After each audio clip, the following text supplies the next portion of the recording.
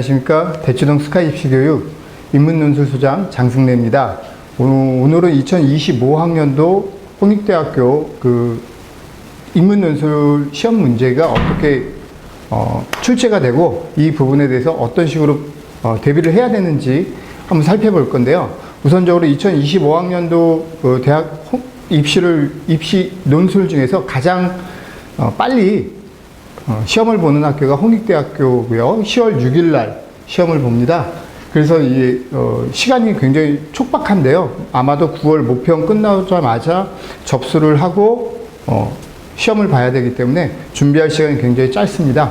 그래서 이제 홍익대 논술 같은 경우 준비를 미리 지금부터 해 놓으셔야 하는데요. 한번 홍익대 논술이라든지 이런 논술 전형이 어떻게 되는지 한번 살펴보도록 하겠습니다. 저희 같은 경우에는 이제 지금까지도 상설 과정이 운행이 되고 있고요. 앞으로 또 추석 이후라든지 뭐 이런 때도 추석 특강도 진행할 예정입니다. 먼저 이제 홍익대 논술 수업 내용이 이런 식으로 진행이 되고요. 논술 전형에 한번 보시면은 사범대학 같은 경우에 주로 많이 분포되어 있다는 걸 알 수 있고요. 그리고 경영학부에서 48명을 뽑기 때문에 굉장히 좀 많은 숫자가 있고, 또 여기 법학부에서도 24명을 뽑기 때문에 굉장히 많은 학생들을 논술 전형으로 뽑고 있다는 걸 알 수 있습니다. 홍익대 논술 문제의 특징이라고 할 수 있는 건 과거에는 두 문제 정도가 800자 내외로 이렇게 출제가 됐었는데 이번에는 한 문제로 800자 내외로 한 문제로 출제가 되겠습니다. 그렇기 때문에 굉장히 한 문제로 끝나기 때문에 많은 준비들을 하셔야 되는데요. 저희가 준비한 부분은요, 비교평가형이라든지 통합분석형, 또 상황판단형 이런 것들을 통해서 시험 문제를 구성을 할 텐데요. 먼저 이제 홍대 논술의 특징이라고 한다면 비교라든지 대비되는 글들이 많이 있습니다. 그래서 그 속에서 첫 번째 지문이 있으면 그 지문이 어떤 충분한 설명이 되고 개념 정리가 될 테고, 그 개념에 의해서 그 뒤에 나와 있는 글들이 서로 비교가 되는 부분들이 있습니다. 그것을 어떤 식으로 논제를 충분히 그 논제의 의도를, 출제의 의도를 파악하는지 이것을 뽑아내시는 거고요. 그리고 그 제시문을 요약을 하고, 또 요약을 한 다음에 핵심 내용을 재구성을 해야 되는데, 이 재구성할 때 이제 가장 어려운 부분 바로 이 재구성이 되겠죠. 재구성을 할 때는 인용보다는 그 글 속에서 나와 있는 핵심 주제를 내가 캐치를 해서 그 핵심 주제에 맞는 나만의 언어로 재창출하는 그것을 이제 재구성이라고 하는데, 그 부분이 가장 홍익대학교 논술의 핵심 포인트라고 하겠습니다. 보통 출제되는 지문들을 보면요, 이렇게 국어과에서 나와 있는 부분과 또 도덕과에서의 윤리와 사상이라든지 생활과 윤리라든지 또 사회과의 한국사나 세계사 이런 부분들이 출제가 되는데요. 작년도 이제 기출문제를 한번 살펴보면은 역사 서술이라든지 관점이라든지 취사 선택, 해석, 균형 이런 부분들이 핵심 키워드로 출제가 됐었습니다. 그래서 이런 부분, 이런 용어들을 내가 지문 속에서 뽑아낼 수 있는 훈련, 그게 중요한 논술 준비 훈련이라고 할 수 있겠습니다. 먼저 이제 기출문제를 한번 보실 텐데요. 이 기출문제를 분석을 할 때 문제 자체를 분석을 해야 된다는 거, 그거 꼭 알아두셔야 됩니다. 왜냐면 이 문제가 개요가 될 수 있기 때문에 문제에서 개요를 말을 해준다라고 할 수 있기 때문에 문제를 잘 분석을 하셔야 되겠습니다.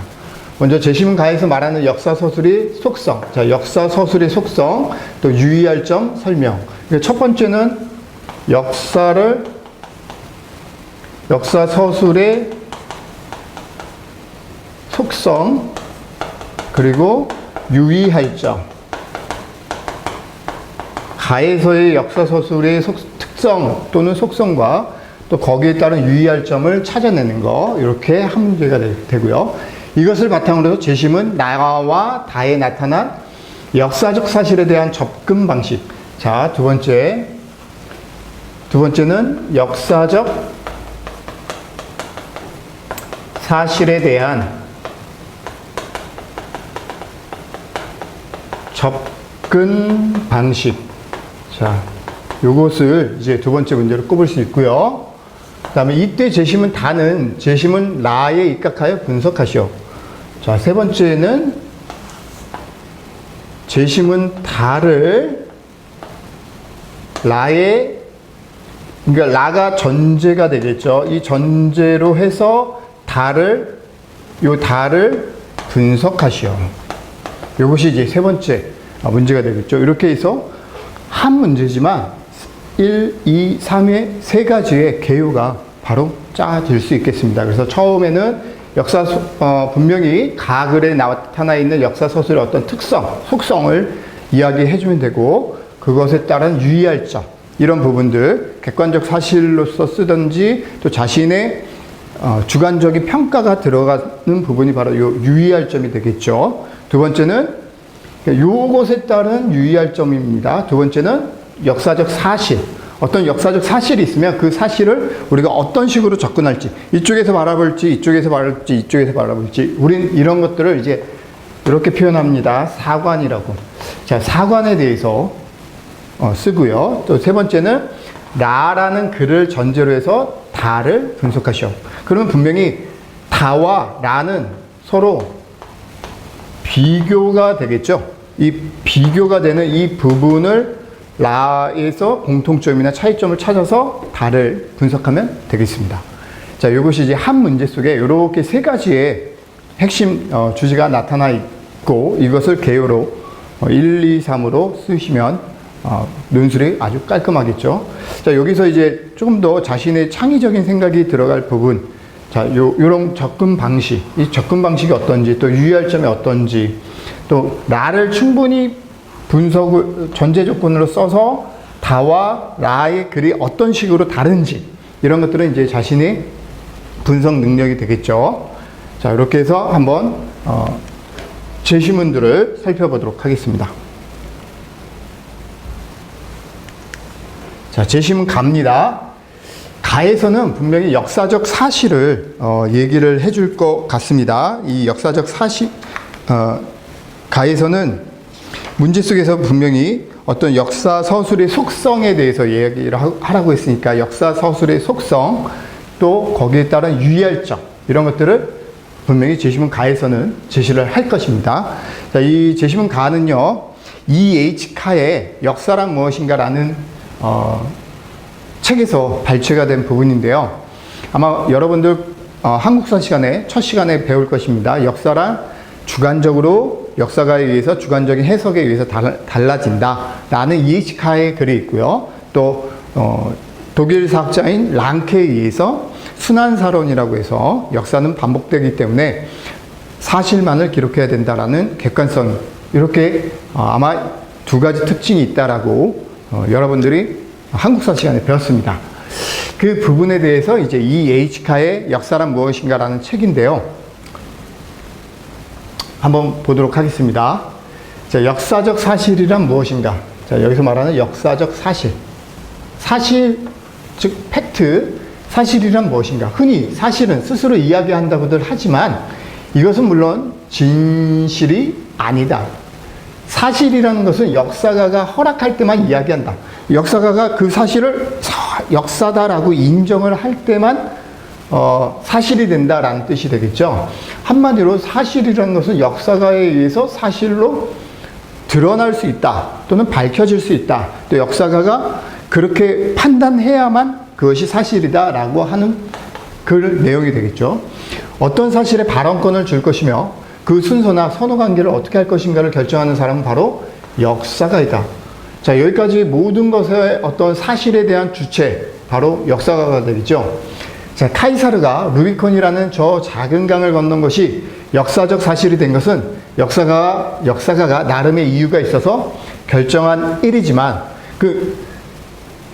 즉 역사가 입장에서는 카이사르가 루비콘 강을 건넌 부분이 역사가 입장에서는 역사적으로 중요성이 있기 때문에 그것을 역사에 서술을 했으니까 그것이 사실이 됐다. 그 이전이나 그 이후에 수없이 많은 사람이 루비콘 강을 건넌 것에 대해서는 누구도 전혀 관심을 갖지 않는다. 여기서 알 수 있는 것은 역사적 사실은 순수한 형태로 존재하지 않으며 또한 존재할 수도 없다는 점이다. 즉 카이사르가 루비콘 강을 건넌 것은 그 역사가만이 중요성이 된다라는 이야기죠. 다른 사람들 입장에서는 그것이 그닥 중요할 필요가 없다. 그렇기 때문에 그것을 사실로 받아들이냐 받아들이지 않느냐, 그 부분은 역사가만이 판별한 내용이다 라고 지금 이렇게 이야기를 하고 있습니다. 다음 두 번째 문단에서 역사적 사실들은 이와 더불어 굴절 또는 굴절 또한 경험한다. 굴절을 경험한다. 역사가가 특정한 시간과 공간 속에 사는 인간이므로 개인적인 기호와 가치관뿐만 아니라 시대와 민족의 편견에 영향을 받는다. 자, 굴절이라 역사적 사실들은 굴절을 겪는다라는 얘기는요, 그 역사가가 처한 상황, 그 상황에 따라서 그 내용이 달라질 수 있다는, 중요성이 달라질 수 있다는 거죠. 내용이 달라진다라는 것보다는 역사가가 어떻게 해석하느냐에 따라서 그 사건의 중요성이 달라질 수 있다. 여기서 우리는 오로지 현재의 눈을 통해서만 과거를 조망할 수 있고 과거에 대한 이해에 돌아갈 수 있다는 사실을 알 수 있다. 자, 모든 것들을 우리가 판별을 할 때, 어떤 사실들을 판별을 할 때 지금 현재 시점에서 판별을 하게 되겠죠. 그 당시 때의 시점에서 판별을 하는 것이 아니라 지금 현재의 시점에서 판별을 하기 때문에 옛날 사람들은 왜 이런 식으로 생활을 했어? 왜 이렇게 불편하게 살았어? 라는 부분들을 생각할 수 있지만 그 당시 처했던 상황 속에서 바라보게 된다면 그것이 가장 현명한 생활이었을 수도 있다라는 부분입니다. 따라서 역사적 사실은 불가피하게 역사가의 눈, 자, 역사가의 눈, 곧 현재 관점에 의한 해석을 통해 굴절될 수밖에 없다. 자, 이 굴절의 원인이 지금 바로 이거죠. 현재 관점에 의한 해석. 이것 때문에 굴절될 수밖에 없다. 그 과정에서 과거 그 당시 맥락과는 일정한 거리가 생긴다.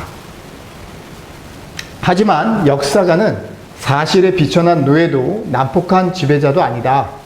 역사가와 사실은 평등한 관계, 주고받는 관계이며 둘 중 어느 한쪽을 우위에 두는 것은 불가능하다. 역사가는 사실의 잠정적인 선택에서 그리고 동시에 그 선택을 이끌어준 잠정적인 해석에서 출발한다. 그가 연구하는 동안 사실의 해석과 사실의 선택 및 정돈, 자, 여기 사실의 해석, 또 사실의 선택 및 정돈, 요 두 가지 해석과 선택 및 정돈, 이 두 가지는 미묘하고도 얼마간 무의식적일 수 있는 변화들을 겪는다. 여기서 중요한 것이 현재와 과거의 상호관계이다. 역사가는 현재의 일부이고 사실은 과거에 속하기 때문이다. 역사가와 역사적 사실은 서로에게 필수적이다. 사실을 가지지 못하면 역사가는 뿌리가 없는 존재가 되며 역사가를 만나지 못하면 사실은 생명도 의미 없다. 따라서 역사란 무엇인가 라는 질문에 대한 나의 첫 번째 대답은 역사란 역사가와 사실의 지속적인 상호작용의 과정이며 현재와 과거의 끊임없는 대화라는 것이다. 굉장히 아마 여러분들 논술 시험 준비를 하시면서 이 지문들을 한 번쯤은 보셨을 법한 지문입니다. 그래서 역사라는 것은 지금 맨 마지막에서 얘기했듯이 상호작용이며 끊임없는 사실의 지속적인 상호작용이며 현재와 과거의 끊임없는 대화이다. 이것이 바로 이 핵심 주제가 되겠죠. 그래서 역사가가 어떻게 해석하느냐에 따라서 그 중요성, 그 사건의 중요성이 사실로 된다든지 그 사건의 중요성이 사실로 인식되지 않기 때문에 역사적인 내용에서 서술이 되지 않을 수 있다라고 지금 가해서 이야기를 하고 있습니다. 그래서 특성, 역사 서술의 속성 또는 특성은 바로 이 부분이 되겠죠. 역사란 것은 역사가와 사실의 지속적인 상호작용, 또 현재와 과거의 끊임없는 대화. 자, 요게 바로 역사 서술의 속성이 되겠죠. 그래서 이 역사 서술의 속성을 그대로 문장을 그대로 쓰시는 것이 아니라 이것을 나만의 언어로 재창출을 하셔야 되는데, 자, 이런 부분을 역사 서술의 속성은 지금 상호작용이고 과거와 끊임없는 대화라고 했습니다. 대화를 하는 주체는 사실과 역사가가 서로 대화하는 겁니다. 그렇기 때문에 그 역사가가 그 사실을 내가 어떻게 받아들이느냐에 따라서 역사 서술의 방법이 달라질 수 있다는 것이 되겠죠. 바로 객관성이 아니라 주관성, 즉 주관적 해석에 의해서 역사라는 것이 달라질 수 있다. 또는 역사 서술의 방법이 다르게 쓸 수 있다라고 지금 이야기를 하고 있습니다. 자, 이렇게 지금 특성이 있고요. 대신에 유의할 점은 바로 이 부분이 되겠죠. 주관성. 이것을 유의할 점이 되겠죠.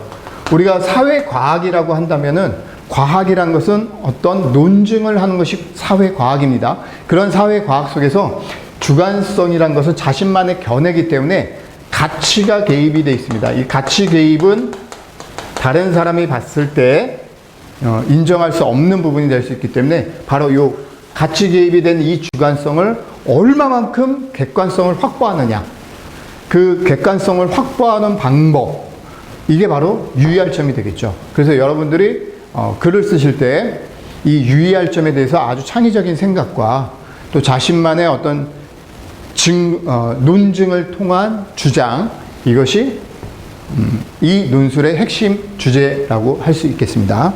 자, 이렇게 이제 1번 개요가 끝났다라면은 이제 두 번째 개요가 나와 다에 나타난 역사적 접근 방식입니다. 어떤 식으로 접근을 하는지 그 접근 방식에 대해서 이제 살펴보는 건데요. 나와 다의 제시문 속에서 이제 한번 살펴보겠습니다. 자, 제시문 나입니다. 요 지문도요, 여러분들 굉장히 많이 봤을 법한 지문인데요. 사실 이런 지문들이 나오면 아마 요즘 학생들은 굉장히 좀 꺼려지는 질문 중에 하나입니다. 괜히 이렇게 마르크스, 이런 유물사관, 이런 단어들이 나오게 된다면 괜히 약간 좌파적인 경향이 있는 거 아니냐, 이러면서 꺼려지는 경향이 있는데요. 우선 좌파라는 생각보다는 유물사관이 뭐고, 또 변증법이 뭐고, 역사소설을 어떤 식으로 하느냐에 따라서 역사가 확 달라질 수 있다.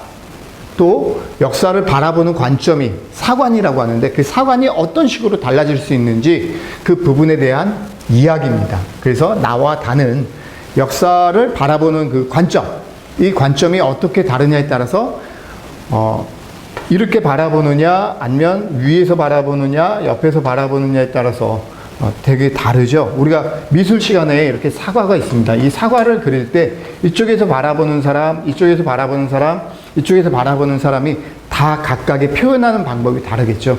그 부분이 지금 제시문 나와 다에서 이야기되고 있는 부분인데요. 먼저 이제 제시문 나에서 마르크스의 유물사관을 떠받치는 철학은 유물론이라는 것이고, 자, 유물사관은 바로 유물론이 유물사관을 떠받치고 있다. 인식의 방법론은 변증법이다. 인식이란 말은 내가 머릿속으로 받아들이는 인식의 방법론은 변증법이다. 변증법 정반합의 논리에 의해서 진리를 탐구하는 방법이죠. 자, 유물론은 물질 세계가 인간의 관념과 상관없이 존재한다고 보는 철학이다. 자, 이 유물론에 대해서 지금 정의를 내렸습니다. 유물론이란 것은 물질 세계가 인간의 관념과 상관없이 존재한다. 유물론에 따르면 물질이 먼저고 인간 정신과 의식은 나중이다. 유물사관의 방법론은 변증법이다. 변증법의 의미는, 여기 변증법의 의미, 지금 변증법에 대해 설명합니다. 변증법의 의미는 다른 개념들이 흔히 그렇듯 시대와 장소에 따라 달라진다. 자, 여기 시대와 장소에 따라 달라진다. 변증법은 이렇게 시대와 장소에 따라 달라진다. 변증법이라는 말에 새로운 의미를 부여한 이는 바로 관념론인 헤겔이었습니다. 헤겔은 사물을 대립하는 것이 통일로 간주했다.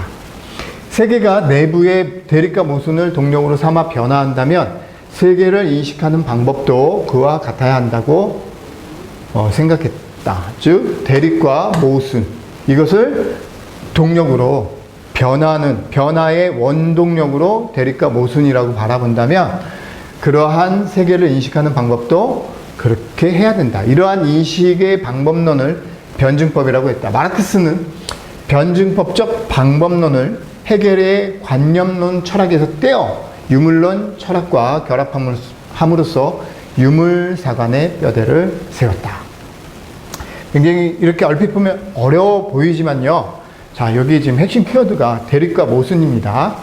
대립과 모순에 의해서 사회가 발전한다라고 보는 게 마르크스의 생각이죠. 그래서 그런 대립과 모순, 우리는 이것을 갈등이라고 하고요. 그런 갈등에 의해서 역사가 변화한다. 역사가 나아간다라고 보는 내용이 바로 제시문 나옵니다. 그리고 또 한 가지는 여기서 중요한 포인트가요. 바로 어디 있습니까? 여기 시대와 장소에 따라서 변증법이 다르게 표현이 될 수 있다. 그래서 아까 제시문 가에서는 현재에서 과거의 사실과 끊임없는 대화다 라고 얘기를 했습니다. 그리고 그 부분을 역사가는 과거에서 그 사실을 조망을 할지, 현재에서 조망을 할지, 이 부분에 대한 끊임없는 대화다 라는 것처럼 지금 여기도 변증법이란 것은 시대와 장소에 따라 다르며 그 변증법을 어떤 역사 인식의 방법론으로 채택을 했고 그것을 유물론 철학과 결합함으로 인해서 유물사관이라는 것이 나왔다 라고 지금 제시문 나에서는 이야기를 하고 있습니다. 다음 제시문 제시문 나가 아직 안 끝났네요. 그런데 마르크스는 미래를 바꾸는 데만 관심을 쏟았고, 자, 이게 마르크스의 지금 유물사관이 단점이 되겠죠. 뭐니까 미래를 바꾸는 데만 관심. 과거를 텍스트로 구성하는 작업에는 손을 대지 않았다. 그래서 유물사관에 입각한 역사를 서술하는 작업은 그의 철학을 따르는 역사가들이 떠맡아야 한다. 마르크스주의의 역사가들이 해야 할 일은 단순했다. 역사서술의 법칙이 이미 확정되어 있기 때문에 그에 맞는 사실을 수집해 그에 맞는 이야기를 구성하면 충분했다. 그들은 지역, 민족, 사회 또는 국가의 과거 상태를 보여주는 유적, 유물, 언어, 풍속, 문헌 이런 종류의 사료에서 필요한 정보와 사실을 찾아내 역사의 과정을 원시 공산제에서 노예제와 봉건제를 거쳐 자본주의에 이르는 것으로 재구성했다. 자, 지금 역사의 과정을 어떻게 했습니까? 원시 공산제, 그 다음에 노예제, 이 노예제를 지나서 봉건제, 봉건제를 지나서 자본주의. 자, 이렇게로 가는 단계로만 제시를 했다. 이렇게 제시한 이유는 바로 이 부분들, 이러한 부분에서 찾았기 때문에 이러한 결론을 냈다라고 지금 이야기를 하고 있습니다. 자, 이 원시 공산제 사회라는 건요, 우리 구석기와 신석기 시대 때는 평등 사회였습니다. 그래서 어떤 사냥이나 수렵, 채집을 했던 이 부분들을 같이 평등 사회였기 때문에 같이 공유하는 사회, 그걸 원시 공산제 사회라고 하고요. 거기서 이제 부족과 청동기 시대가 되면서 부족과 부족 간의 전쟁이 났고요. 그 전쟁 속에서 진 부족과 이긴 부족은 서로 지배계급이 출현하게 되면서 노예제 사회가 됐고, 그 과정 속에서 국가라는 것이 탄생을 했고, 국가가 왕권이 강력해지는 과정 속에서 무엇이 나타났습니까? 귀족들이 나타났죠. 그런 귀족들이 바로 자신한테 충성하는 사람들한테 땅을 나눠주고 충성을 맹세하는 봉건제 사회가 나타났고, 그런 봉건제 사회가 나중에 이렇게 자본주의 사회를 촉진시켰다라고 보는 것이 바로 마르크스주의입니다. 자, 이렇게 지금 제시문 나에서 마르크스주의의 단점까지도 살펴봤습니다. 이렇게 유물사관에 입각한 역사를 서술하는 작업은 역사가들이 떠맡았다라고 지금 이야기하고 있고요. 다음 제시문 다. 자, 제시문 다에서는요, 상감마마 마음을 든든히 하시오. 알천은 떨리는 소리를 이렇게 아뢰었다. 아니 이 몸이 갈 날이 이르렀소. 이 몸이 철없는 어린 여자의 몸으로 임금이 된지. 여기 철없는 어린 여자의 몸으로 임금이 됐다. 이렇게 여자 임금이 나왔던 시대는 아마도 신라 시대밖에 없었겠죠. 그래서 신라 시대의 지금 내용인 것 같습니다. 임금이 된 지 8년 동안 큰 허물이 없이 지낸 것은 다 알천. 자, 알천이라는 상대 등의 충의의 힘이요. 이 몸이 죽은 뒤의 일은 다 알아서 하시오. 왕은 이렇게 말씀하셨다. 알천은 뭐라고 아랠 바를 몰라서 다만 머리를 조아릴 뿐이었다. 왕은 다시 말을 이으시며 고구려와 백제가 다 우리나라를 엿보고 있으니 앞으로 나라에 어려운 일이 많을 것 같소. 자, 춘추는 여기서 말하는 춘추는 김춘추를 이야기합니다. 김춘추는 당나라의 힘을 빌려 백제와 고구려를 멸하려 하나 이것은 외인을 불러서 형제를 치료하는 것과 같으므로 이 몸이 허락지 아니하였으니 차라리 백제와 고구려의 사신을 보내어 서로 화친할 것을 말하고 세 나라가 한 곳에 모여 서로 맹약함이 좋을까 하오. 행여 당병을 이끌어 들이지는 마오 하시는 유칙이 계시었다. 자, 이 유칙은 뭐 유언 같은 것이 되겠죠. 지금 이 외인이란 말은 다른 나라 사람들 이야기합니다. 그래서 아마 당나라 사람을 지금 당을 이야기하는 것 같습니다. 근데 이 글 속에서는요, 지금 통일신라가 아니라 그냥 신라인데, 이 신라의 신라에서조차 아직 통일이 되지 않은 신라에서조차 이렇게 고구려, 백제, 신라가 같은 민족이다라는 민족의식이 있었는지 이 부분은 알 수가 없습니다. 이 글 속에서는, 이 문학작품 속에서는 아마도 지은이의 입장에서는 이 부분이 세 나라가 한 곳에 모여, 자, 이러한 표현들을 봤을 때 바로 동족의식 또는 민족의식, 자, 이런 것들이 신라시대 때 있었다라는 이야기를 하고 있는 것 같습니다. 통일신라가 아닌 그냥 신라시대 때 동족의식이나 민족의식이 있었기 때문에 아마도 그래서 삼국 통일을 하려고 했던 움직임이 있지 않았을까라고 이 이광수의 원효대사라는 글에서는 지금 밝히고 있습니다. 자, 이 부분은 객관적 사실입니까? 주관적 사실입니까? 바로 이광수만의 주관적인 사실이 되겠죠. 아까 제심은 가에서는 이런 부분을 유념하라고 했습니다. 그래서 제심은 나에서 다를 바라볼 때, 아까 나는 객관적으로, 제심은 나에서는 변증법이라든지 이런 부분에서 객관적으로 바라보라고 했었는데, 이 바라보는 이 부분이 바로 이광수의 제심은 다에서는 객관적이지 않고 주관적인 내용이 들어간 부분으로 보여집니다. 다음에 이제 제심은 라인데요. 이 제심은 라에서는 제심은 라에 입각해서 아까 제심은 다 이것을 분석하는 겁니다. 자, 제심은 라의 전제로 해서 제심은 다를 분석하는 것인데, 삼국 말기에는 상호 교류와 영역 변동 등을 통해 삼국의 주민 간의 풍습, 제도, 의복 등 생활 양태에서의 동질화도 진전되어 갔다. 진전이란 말은 점점 동질화가 되어 갔다. 그래서 이 시기 제3국 사람들이 삼국의 주민을 같은 족속으로 분류하며 이를 삼한이라 하는 이름 붙이기를 하기도 했다. 여기서 한이란 말은 이제 한민족, 한국가라는 뜻입니다. 세 나라가 하나다라는 것이다. 하지만 삼국 주민 간의 동족의식은 통일전쟁의 마지막 단계인 668년 이후, 자, 668년 이후 당과의 전쟁을 거치는 과정에서 싹트기 시작했다. 나당전쟁이 되는 과정 속에서 지금 삼국의식, 동족의식이 싹트기 시작했다. 그리고 이는 현실적인 필요 때문에 신라 조정의 주도하에 전면에 내세워졌다. 자, 아마도 현실적인 필요라는 부분은 통일을 해야 되는 어떤 당위성, 신라가 가져야 되는 그 당위성을 백성들한테, 다른 나라 주민들한테도 알려주게 되면은 흡수 통일을 할 수 있었겠죠. 그런 측면에서 아마도 정부 자체에서 나서서 당연히 우리는 백제와 고구려를 통일을 해야 된다라는 부분을 소문냈을 것 같습니다.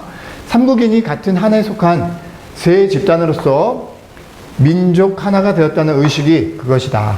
사만이란 새로운 이름 붙이기와 이름 부르기가 합치하는 양상의 일면을 보인 것이다.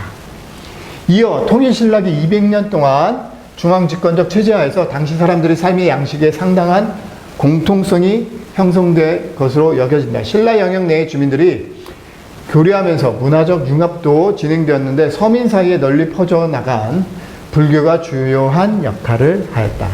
그 과정에서 동족의식 또한 확산되었고, 그러나 정치, 경제적인 면에서 소외되었던 백제, 고구려 유민들에게는 그것은 피동적인 귀속의식 이상은 아니었고, 내면의 한편에는 삼국 유민의식이 자리잡고 있었다. 이런 면이 신라말 농민봉기의 파장에 편승하여 후삼국의 정립으로 나타났다. 자, 지금 이 제심은 라는 글을 보면요. 제심은 가나, 나와 다, 나의 굉장히 큰 영향을 미칠 수 있는 글이다라고 판별이 되는데, 지금 제심은 다에서는 신라 시대 때부터 동족의식이 싹트기 시작했다라고 보는 거고요.